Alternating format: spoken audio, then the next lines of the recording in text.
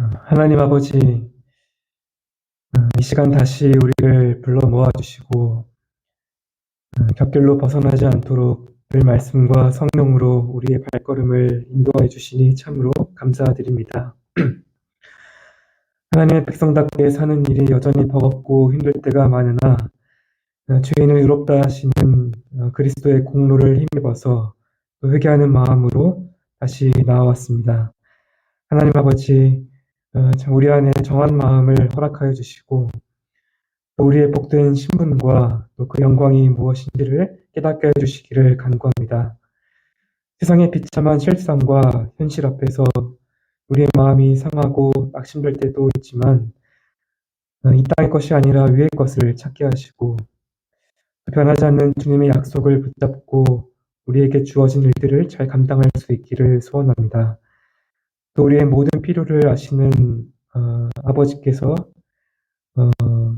우리의 모든 필요를 아신다는 그 믿음을 가지고 어떤 일에서든지 우리가 먼저 하나님의 그 나라와 의를 구할 수 있는 그 지혜와 담대함도 허락하여 주옵소서.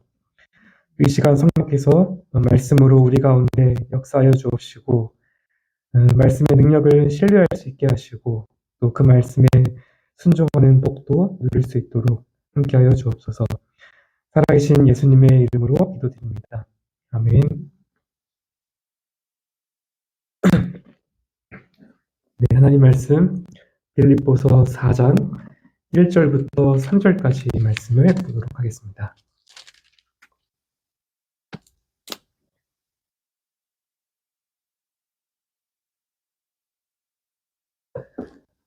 네, 빌립보서 4장 1절부터 3절까지 말씀 제가 봉독해 드리겠습니다. 그러므로 나의 사랑하고 사모하는 형제들, 나의 기쁨이요 면류관인 사랑하는 자들아, 이와 같이 주 안에 서라. 내가 유오디아를 권하고 순두개를 권하노니 주 안에서 같은 마음을 품으라. 또 참으로 나와 멍에를 같이 앉아 내게 구하노니 복음에 나와 함께 힘쓰던 저 부녀들을 돕고 또한 글레멘드와 그 외에 나의 동역자들을 도우라. 그 이름들이 생명책에 있느니라. 아멘.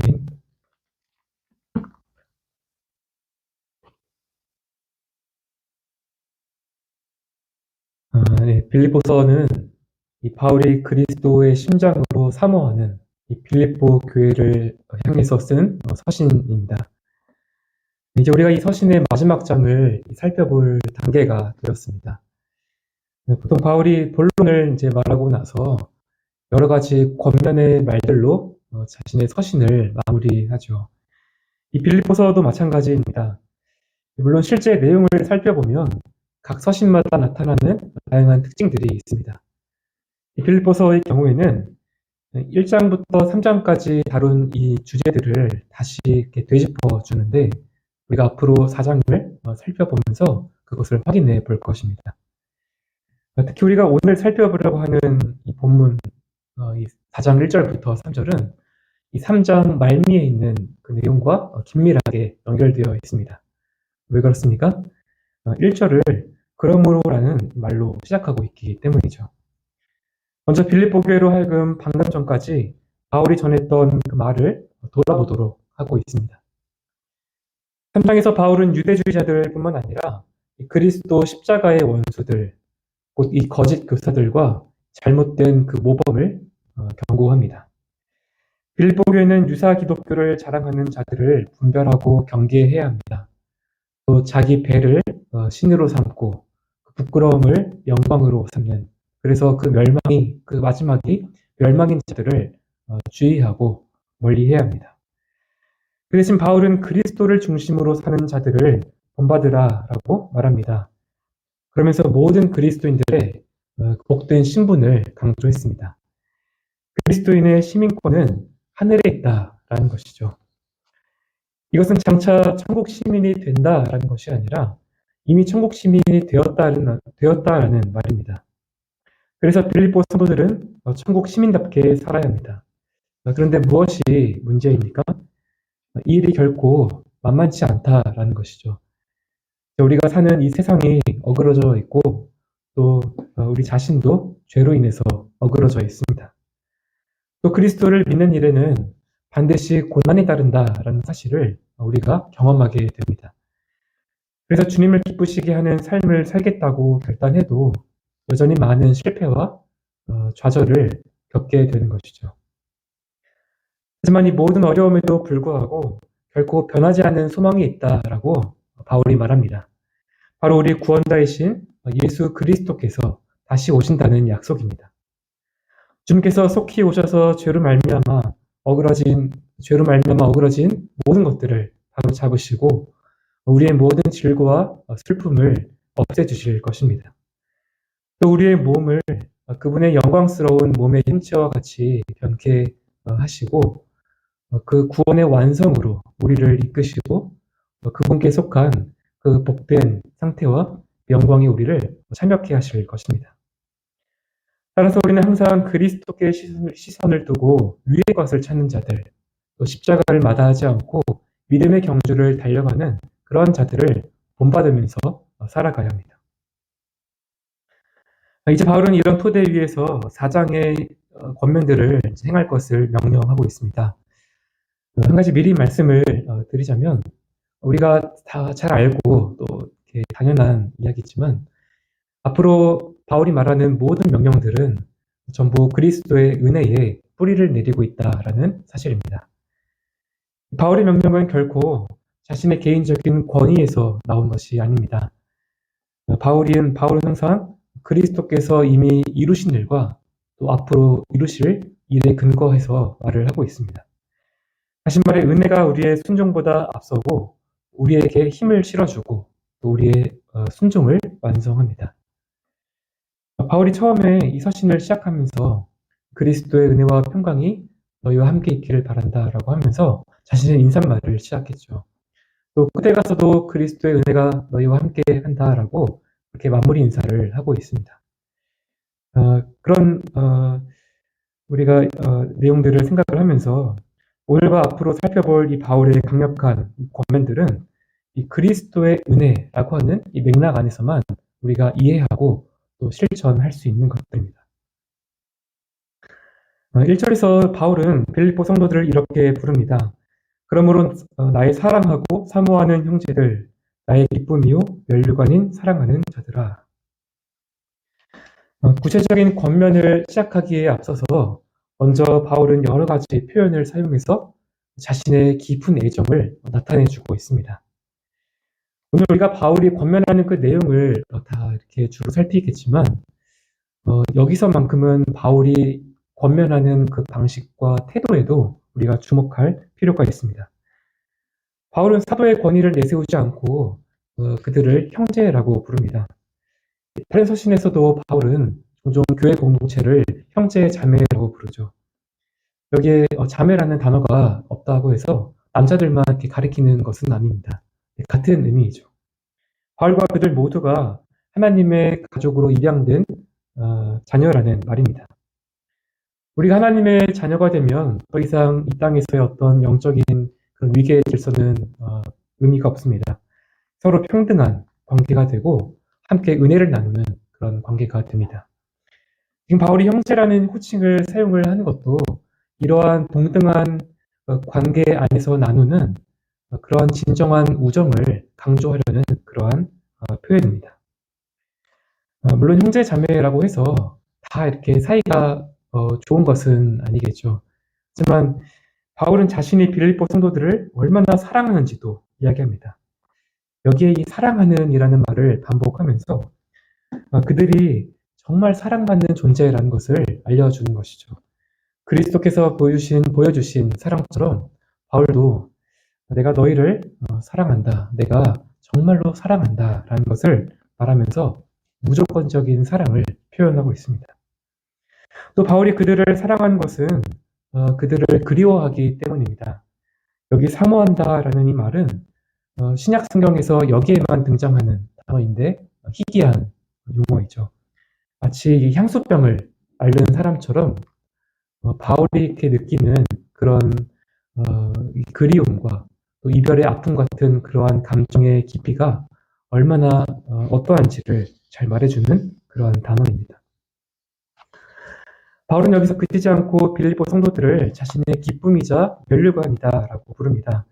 사실 지금 바울의 처지만 놓고 보면 전혀 기쁠 것이 없죠. 감옥에서 판결을 기다리고 있고 또 어쩌면 사형이 언도될지도 모르는 상황입니다.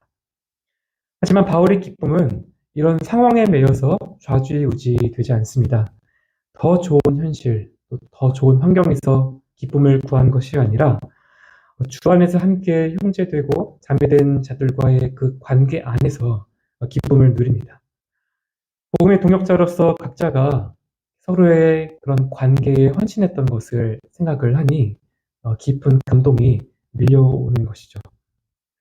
또 이렇게 기쁨을 주는 빌립보 성도들은 바울의 면류관이라고 말합니다.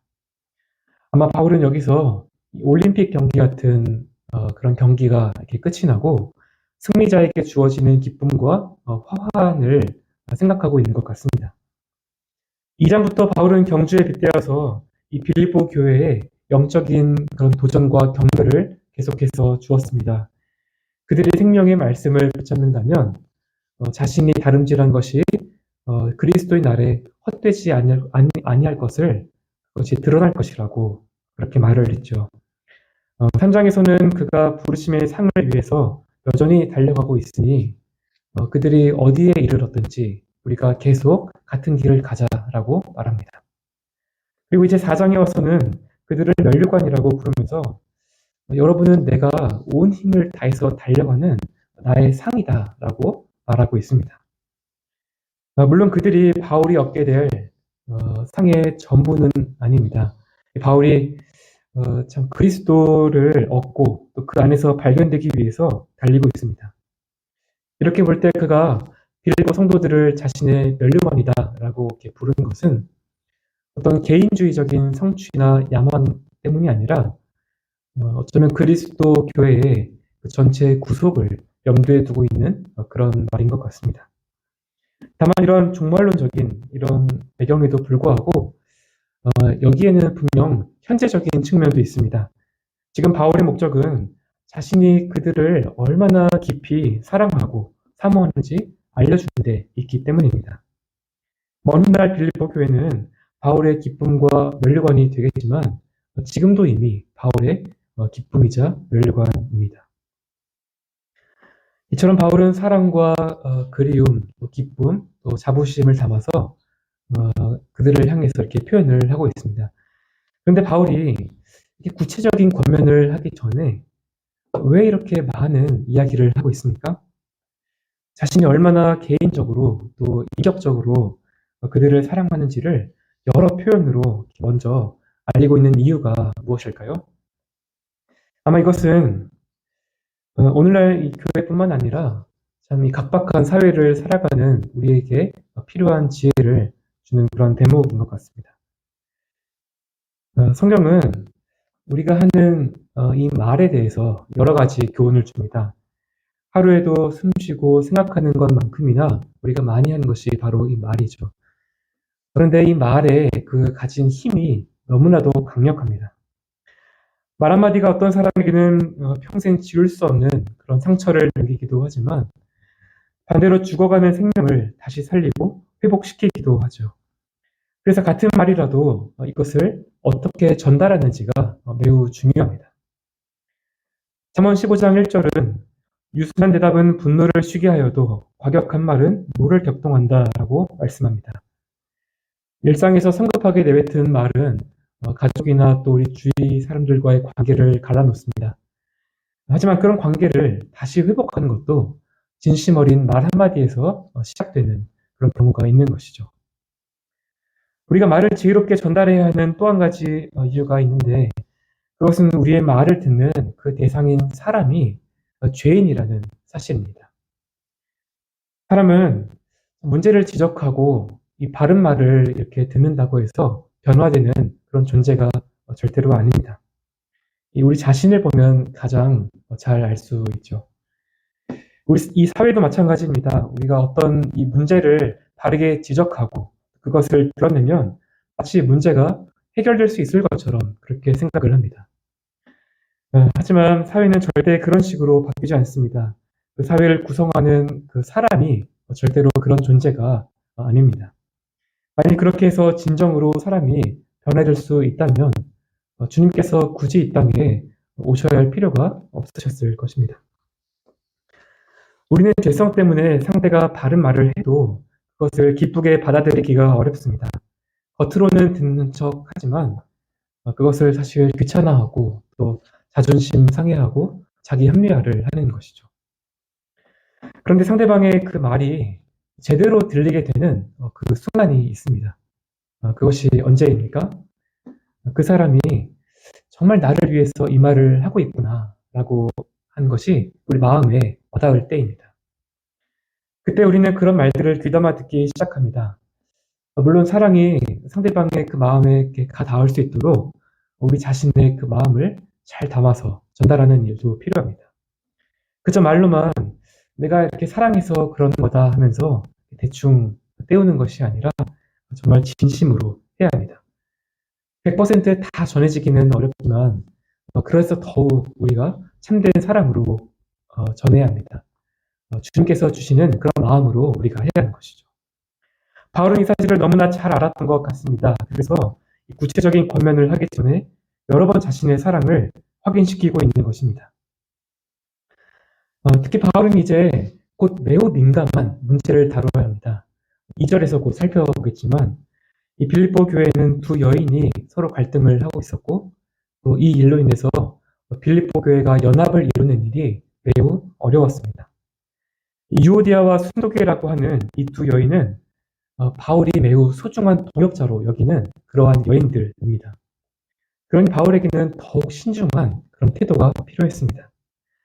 더군다나 바울은 이 둘을 직접적으로 대면할 수 있는 그런 상황이 아닙니다. 오직 서신으로만 소통을 해야 했기 때문에 어떤 단어를 선택해야 할지 매우 신중하게 고민을 해야 했습니다. 그래서 바울은 자신의 권면이 그들 마음에 깊숙이 파고들 수 있도록 진실한 사랑으로 부드럽게 호소합니다.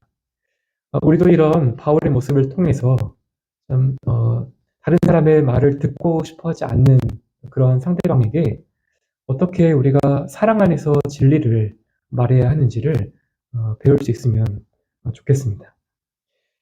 그렇다면 바울이 사랑을 여러 가지 표현을 하고 나서 말한 첫 번째 권면이 무엇입니까? 이와 같이 주 안에서 서라라는 것입니다. 여기 서라라고 하는 말은 굉장히 강한 표현입니다. 굳게 서다, 또 요동하거나 흔들리지 않고 견고하게 서다라는 그런 말입니다. 이 군인이 끝까지 전쟁터에서 도망가지 않고 남아 있는 그런 상황일 때, 또 경기 중에서 너무 지쳐서 기권하고 싶지만 결코 포기하지 않으려고 하는 그런 경우에 사용되는 단어이기도 합니다. 이 땅을 살아가면서 어떤 일이 있더라도 또 어떤 시련과 아픔이 있더라도 우리가 주님 안에 이렇게 서는 일을 절대 포기하지 말라는 것입니다. 물론 이렇게 서는 일이 결코 쉽지가 않습니다. 계속해서 우리를 요동치게 하는 것들이 참으로 많이 있기 때문입니다. 예를 들어서 우리의 그 반복되는 일상도 여기에 포함됩니다. 의식하지 않으면 이 주 안에 우리가 서는 일은 게을리하고 그저 일상의 의무를 감당하는 것으로 대신하기가 쉽습니다. 현실의 흐름을 따라서는 분주하게 살아가지만 그것을 마치 믿음의 삶을 사는 것처럼 그렇게 대체하려고 하는 것이죠. 그러다 보면 우리의 그 믿음의 삶은 조금씩 떠내려가게 됩니다. 때로는 생각지 못했던 강한 유혹이 또 우리를 공격하기도 합니다. 어떤 사람이 멍하게 서 있다가 갑자기 충격을 받으면 어떻게 되겠습니까? 즉시 넘어져서 크게 다치게 될 것입니다. 우리가 깨어있지 않으면 이처럼 갑작스러운 시험이 닥칠 때 우리는 넘어질 수밖에 없습니다. 이외에도 우리 자신의 죄성이나 또 교회 안에서의 어떤 관계의 아픔이나 또 다른 많은 장애물들이 우리 주위에 늘 있습니다. 하지만 여기 바울의 권면을 보십시오. 여기에는 우리가 어떻게 설 수 있는지 또 어디에 서야 하는지까지도 교훈을 하고 있는 그런 권면입니다. 우리가 어떻게 견고하게 설 수 있습니까? 여기 이와 같이 즉 앞에서 말한 것을 돌아보면서 그거의 근거에서 바울이 이제 전하고자 하는 그런 권고대로 살라는 것입니다. 이미 말씀드렸듯이 3장의 핵심적인 내용은 바울과 다른 사람들의 모범을 따라서 살라는 것입니다. 이 그리스도를 중심으로 계속 달려가는 바울의 삶처럼 우리도 계속 전진해야 합니다. 이렇게 우리가 전진해야만 계속해서 굳게 설 수 있다라는 것이죠. 하지만 반대로 우리가 가만히 서 있으면 당연히 굳게 서는 일도 없습니다. 우리가 누군가 계속 앞으로 나아가고 있지 않으면 그 사람은 뒤로 물러나고 있는 것과 같습니다. 견고하게 서 있기 위해서 우리는 계속해서 표대를 향해 달려나아가야 합니다. 마치 자전거가 계속 달리면 똑바로 섰지만 멈추는 즉시 넘어지는 것처럼 마치 우리의 삶도 그러합니다. 우리는 천국 시민으로 그렇게 굳게 서고 또 그리스도의 십자가의 원수들에 굳게 맞서 서기 위해서 또 2절에서처럼 같은 마음을 품고 이 교회의 연합을 굳게 하기 위해서 우리가 계속 전진해야 합니다. 그러나 우리가 가만히 서 있더라도 최소한 지금의 수준은 유지할 수 있겠다라는 이런 식의 생각으로 우리 스스로를 속이지 말아야 하겠습니다. 더 나은 그리스도인이 되든지 또 아니면 더 못된 그런 그리스도인이 되든지 둘 중 하나입니다. 가만히 있으면 결국 굳게 설 수 없다는 사실을 우리가 늘 기억해야 합니다. 하지만 무엇보다 중요한 것이 있습니다. 우리가 바로 어디에 서 있느냐 하는 것입니다. 결국 첫 번째 이 바울의 권면의 핵심은 주 안에라는 이 말에 요약이 되어 있습니다. 우리가 설 수 있는 힘의 모든 근원이 다 주님께 있기 때문입니다. 예수님께서는 우리의 비천한 그 몸을 그분의 영광스러운 몸처럼 변화시키실 수 있는 바로 그러한 주님이십니다. 그런 주님께서 자신의 영으로 우리 안에서 선한 일을 시작하셨고 그렇기 때문에 반드시 그 일을 완수하실 것입니다. 우리가 해야 할 일은 주님 안에서 굳게 서서 천국의 시민다운 삶을 잘 살아내는 일입니다. 굳게 서라고 말씀하신 주님께서 우리를 그분과 함께 믿음으로 묶어내셨습니다. 이 기초 위에서 날마다 우리의 마음과 생각과 의지를 두어야 합니다. 이어지는 2절에는 바울의 두 번째 권면이 나타납니다. 그것이 무엇입니까? 내가 유오디아를 권하고 순두개를 권하노니 주 안에서 같은 마음을 품으라. 바울이 서신 전체에서 계속 교회 안팎으로 생겨나는 그런 문제에 대해서 빌립보 교회를 향해 연합할 것을 촉구했습니다. 바울의 이 명령은 추상적인 어떤 차원의 그런 것이 아니라 반드시 실행되어야 하는 그러한 명령입니다. 그래서 처음부터 염두에 두고 있던 이 빌립보 교회의 구체적인 이 문제를 이제 여기 2절, 3절에서 와서 다루고 있는 것입니다. 이 문제는 유오디아와 순두개라고 하는 이 두 여인과 관련되어 있습니다. 교회에서 이들의 역할이 과연 무엇이었는가 하는 것은 우리가 잘 알기 어렵습니다. 사도행전 16장을 보면 바울이 이제 마케도니아에 와서 처음으로 설교를 했던 곳이 강가에 있는 어떤 기도처입니다. 바울 일행은 거기에 함께 모인 여자들에게 복음을 전했습니다. 그 중에 루디아가 이 바울 일행을 자신의 집으로 초대하게 되는데 아마 그 이후로는 사람들이 루디아의 집에서 모임을 가졌던 것 같습니다. 만일 이 모임에 유오디아와 순두개가 있었다라고 한다면 이 두 사람은 빌립보 교회의 어떤 핵심 멤버일 것입니다. 이렇게 유력한 두 사람 사이에 다툼과 마찰이 일어나니 참 이 빌립보 교회가 받는 그러한 아픔이 매우 컸던 것입니다. 물론 우리는 이들의 그 문제도 무엇인지 정확히 알 수가 없습니다. 우리가 추론을 그냥 이렇게 해보자면 바울이 어느 한편을 이렇게 들지 않고 유오디아를 권하고 순두개를 권한다 이렇게 하면서 각각 권면을 하고 있기 때문에 아마 어느 한쪽의 문제라기보다는 양쪽의 문제일 가능성이 높아 보입니다. 또 이 두 여인의 갈등은 어떤 진리를 떠난 그런 문제이거나 행실을 어떤 도덕적인 그런 행실과 관련된 그런 문제는 아닌 것 같습니다. 그랬다면 반드시 바울이 그것을 다뤘을 것입니다. 놀랍게도 이들은 바울이 3절에서 말한 것처럼 복음을 위해 함께 힘쓰던 자들입니다. 복음의 최전선에서 바울을 도와 함께 사역했습니다. 그래서 아마 이들의 문제는 어떤 개인적인 그런 성격의 것으로 보입니다. 이렇게 한 공동체 안에서 우리가 서로 저마다 다른 그런 어떤 기질이나 성격이나 생각과 경험이 다른 데서 오는 그런 차이 때문에 부딪힌 것이 아닐까 하는 그런 생각이 듭니다.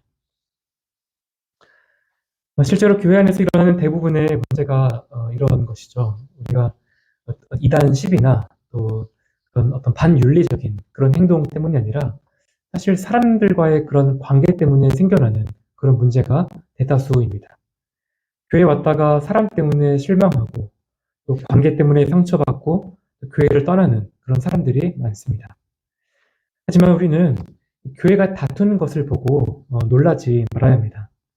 교회는 바로 나와 같은 죄인들이 모이는 곳이기 때문이죠.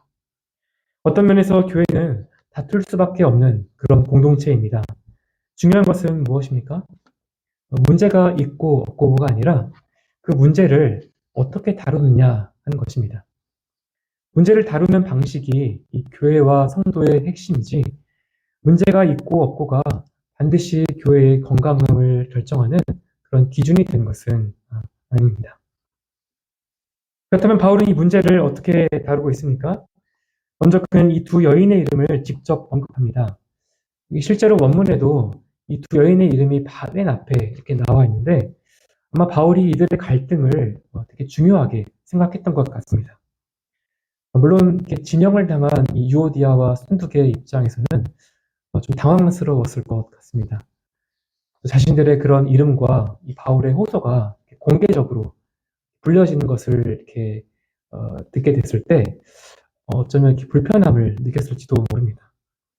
하지만 이 고대 세계에서는 이렇게 적대하는 상대방을 적대하는 그런 표시 중 하나가 바로 이렇게 익명으로 처리하는 것이었다 이렇게 말을 하고 그런 의견이 있습니다. 일단 바울이 두 여인의 이름을 밝히지 않는 것이 어쩌면 훨씬 더 가혹한 일이 되었을지도 모릅니다. 만약 그렇게 했다면 그것은 바울이 그들을 상관하지 않고 멀리하겠다라는 그런 의미가 되기 때문입니다. 그래서 오히려 그가 이름을 이렇게 밝힌 것이 그 두 여인들을 향한 어떤 우정의 증거가 아닌가라는 이렇게 견해도 있습니다. 또한 바울은 이들에게 간청한다라는 이런 말로 다시 자신의 그 사랑과 존중을 표현합니다. 얼마든지 사도의 권위를 가지고 명령하고 이렇게 기선을 제압하면서 그들을 꾸짖을 이렇게 엄하게 꾸짖을 수도 있었습니다. 하지만 오히려 겸손한 태도를 보이면서 서로 화해할 것을 간청하는 것이죠. 특히 간청한다라는 이 말은 한 명 한 명에게 개별적으로 이렇게 말을 한 것은 어느 한쪽의 편을 들어주거나 책임을 떠넘기지 않겠다라는 그런 의미입니다. 대신 그들 각각에게 똑같이 호소하면서 화해할 물을 같이 지도록 하려는 것입니다. 그러나 무엇보다 바울이 호소하는 핵심은 여기 주 안에서 같은 마음을 품으라라는 이 말입니다. 여기 같은 마음을 품다라고 하는 이 동사는 이 빌립보서라는 짧은 서신에서 10번 이상 등장하는 그런 단어인데 여기서 바울이 정확하게 의미하는 그런 것이 무엇입니까? 먼저 여기에는 어떤 진리를 이렇게 희생하면서까지 연합한다라는 그런 의미는 아닙니다. 이 교리적인 입장이 어떻든 간에 상관없이 우리가 다 그저 이렇게 사랑하는 것만으로 충분하다라는 그런 의미가 결코 아닌 것이죠. 우리가 교리적으로 때로는 어떤 삼위일체나 또 이신친이와 같은 굉장히 본질적인 그런 교리에 있어서는 때로는 갈라서야 하는 그런 때도 있는 것입니다. 하지만 본문의 상황은 그런 상황과는 다른 것입니다. 또 지금 바울은 모든 문제에 완벽하게 우리가 일치를 보아야 한다라는 그런 의미로 말하고 있지도 않습니다. 단순히 둘 다 이득을 볼 수 있는 어떤 타협점을 찾으라고 그렇게 권면을 하는 것도 아닙니다. 그것이 아니라 다른 신자들과 동일한 목표와 방향 또 우선순위를 취하는 그런 태도를 가지라는 것입니다. 왜 그래야 할까요? 주님께서 십자가를 지심으로 우리를 구원하시고 하나의 공동체로 이렇게 묶으셨을 때에 우리가 그분을 믿는 것 때문에 하나가 되라고 말씀을 하셨기 때문입니다. 이처럼 우리의 각자의 개성이나 기질에 집중한 것이 아니라 우리가 말씀에 순종하고 귀한 지체들의 유익을 위해서 자신을 희생하며 또 하나됨을 만들어가는 곳이 바로 교회입니다. 우리 세상에서 하는 것처럼 사람을 포기하고 우리가 판단하고 미워하고 그런 사람들을 밀어내버리는 것이 결코 아닌 것이죠. 나만의 방식만이 옳다고 고집하는 교만한 태도도 버려야 합니다. 오직 주님과 그분의 말씀 때문에 또 다른 지체들 때문에 자기를 굴복시키고 연합을 지켜내는 것입니다. 또 교회는 그저 서로의 의견이 통하고 마음이 비슷해서 하나로 모이는 그런 어떤 이념 공동체가 아닙니다. 세상에는 이런 모임이 많지만 교회는 절대 그렇지 않습니다.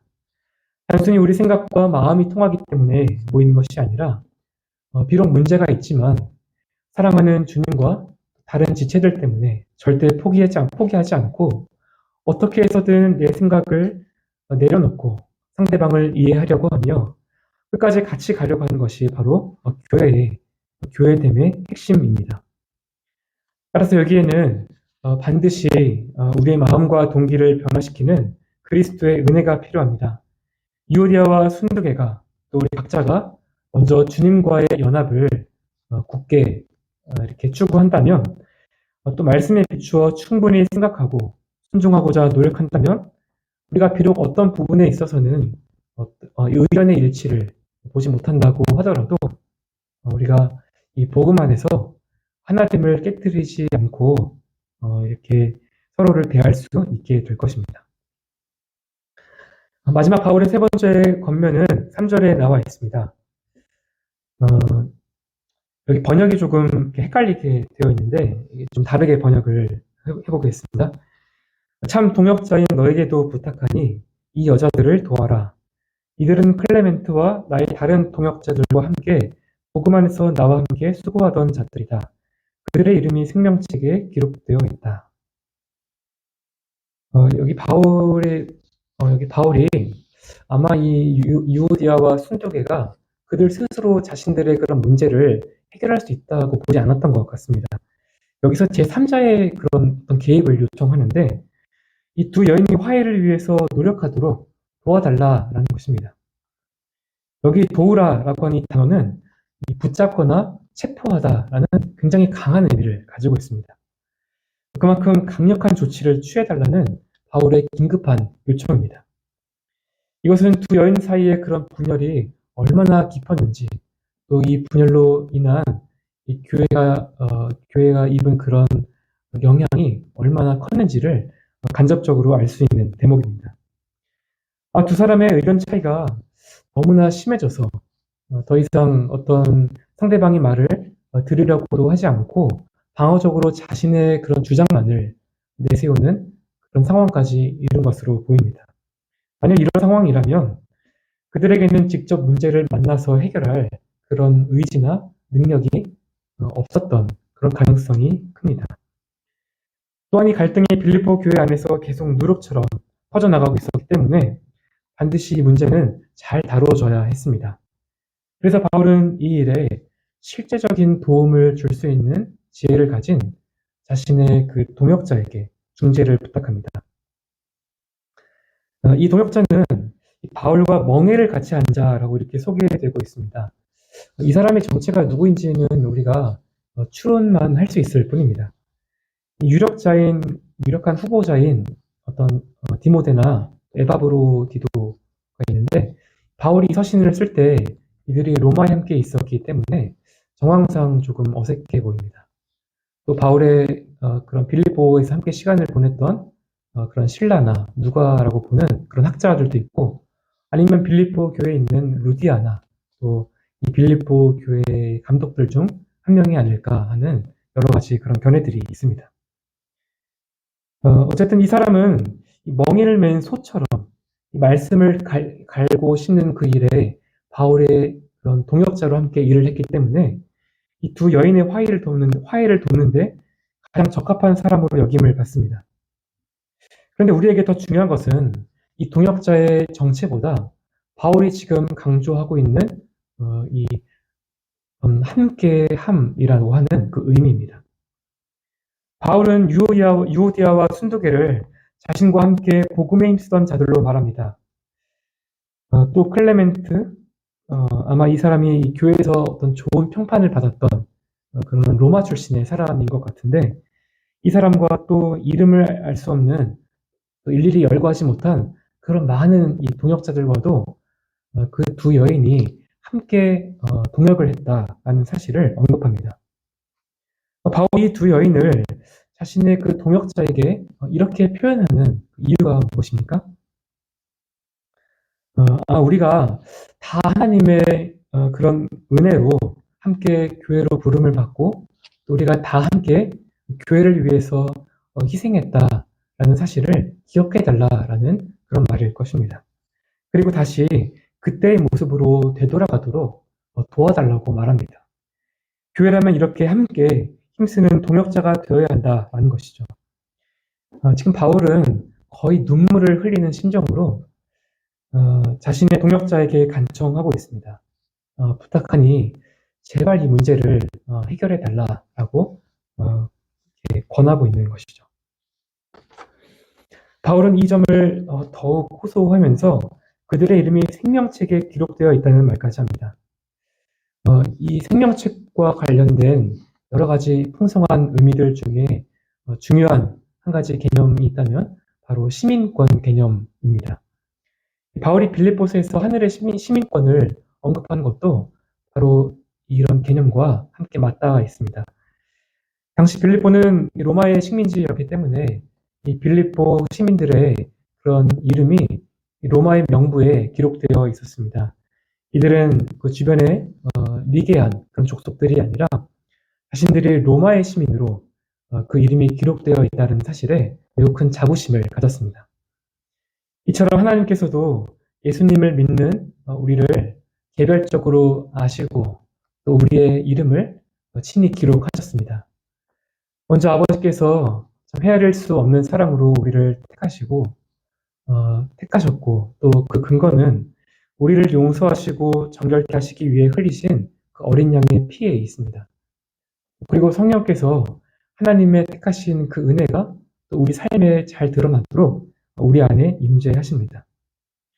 이 본문에서 바울은 유오디아와 순두계, 또 클레멘트, 또 다른 여러 그런 동역자들의 이름이 생명책에 기록되어 있다라고 확신하고 있습니다. 주님의 사랑과 자비 안에서 하나로 묶인 공동체라는 것이죠. 그들이 정말 이 사실에 이 자부심을 갖는다면 교회를 분열시키는 모든 위협에 함께 맞서야 합니다. 유오디아와 순두계 사이의 분열은 결국 그들의 어떤 사적인 그런 문제로만 남겨둘 수가 없습니다. 함께 생명의 유업을 얻을 자들이 이 문제를 적극적으로 함께 도와야 합니다. 그저 남의 일처럼 지켜보지 말고 또 어떤 안 좋은 말을 흘려서 당사자들의 사이를 더 벌려놓지도 말고 마치 나의 문제와 아픔인 것처럼 그렇게 돕고 섬기라는 것이죠. 우리는 본성 자체가 일그러져 있어서 남들이 다투는 그런 일들을 들으면 고소해야 하고 또 나는 그렇지 않은 그런 존재인 것처럼 자신을 높입니다. 그런데 바울은 그렇게 하지 말라는 것입니다. 자신을 기쁘게 하는 자리에 머물지 말고 그들을 도와서 하나가 되도록 격려하라고 말합니다. 물론 이때 온유함과 공평함으로 이런 문제를 적절하게 다루는 일도 중요할 것입니다. 이런 태도를 가지고 다른 사람의 그런 아픔과 약함을 함께 감당하고 함께 짐을 지는 것이 교회의 아름다움입니다. 오늘 바울이 참 우리가 이 하늘의 이 시민이라고 하는 정체성을 이렇게 그대로 잘 담아낼 수 있는 그런 삶이 어떻게 가능한지 이에 대한 구체적인 여러 가지 권면들을 주었습니다. 특히 유오디아와 순두계가 보여준 이런 갈등의 모습은 오늘날 교회에도 여전히 일어나고 있는 그런 실제적인 문제입니다. 앞으로 교회 안에는 얼마든지 이런 일들이 일어날 수도 있습니다. 하지만 이런 문제가 발생하는 것이 문제가 아니라 이것을 어떻게 다루느냐 하는 것이 중요합니다. 바로 여기서 교회됨의 진정한 가치와 아름다움이 나타나기 때문입니다. 우리가 항상 주 안에서 굳게 서되 특히 다른 지체들과 어떤 문제가 일어난다면 먼저 이 주님 안에서 같은 마음을 품을 수 있도록 우리가 하나님께 은혜를 구해야 하겠습니다. 그리고 다른 지체들 사이에 어떤 문제가 생겼다면 우리가 그것을 이렇게 못 본 척하는 것이 아니라 힘을 다해서 그들을 도와야 합니다. 그것을 하나님께서 기대하시고 또 그런 교회가 되기를 원하십니다. 우리가 모두 함께 이런 연합해서 이런 공동체를 잘 만들어 갈 수 있도록 하나님께서 우리 가운데 은혜해 주시기를 소망합니다. 함께 기도하겠습니다. 하나님 아버지, 우리의 그 죄악과 또 어리석음을 인하여서 수많은 관계가 깨어져 가는 이때에 오늘 주신 말씀을 기억하고 또 교회됨의 아름다움을 잘 드러낼 수 있도록 은혜 주시기를 간구합니다. 우리 각자가 먼저 주님과 부지런히 교제하는 가운데 그리스도의 마음을 품게 하시고 우리와 연결시켜 주신 다른 지체들의 어려움과 짐을 함께 나눠줄 수 있도록 지혜와 용기도 허락하여 주시기를 소원합니다. 주님께서 교회의 머리가 되시오니 주의 말씀으로 우리를 통해 일하여 주옵시고 모든 영광과 존귀를 홀로 받아 주옵소서. 살아계신 예수님의 이름으로 기도드립니다. 아멘. 하늘에 계신 우리 아버지여, 이름이 거룩히 여김을 받으시오며 나라에 임하옵시며 뜻이 하늘에서 이룬 것 같이 땅에서도 이루어지이다. 오늘날 우리에게 일용할 양식을 주옵시고 우리가 우리에게 죄 지은 자를 사하여 준 것 같이 우리의 죄를 사하여 주옵시고 우리를 시험에 들게 하지 마옵시고 다만 악에서 구하옵소서. 대개 나라와 권세와 영광이 아버지께 영원히 있사옵나이다. 아멘.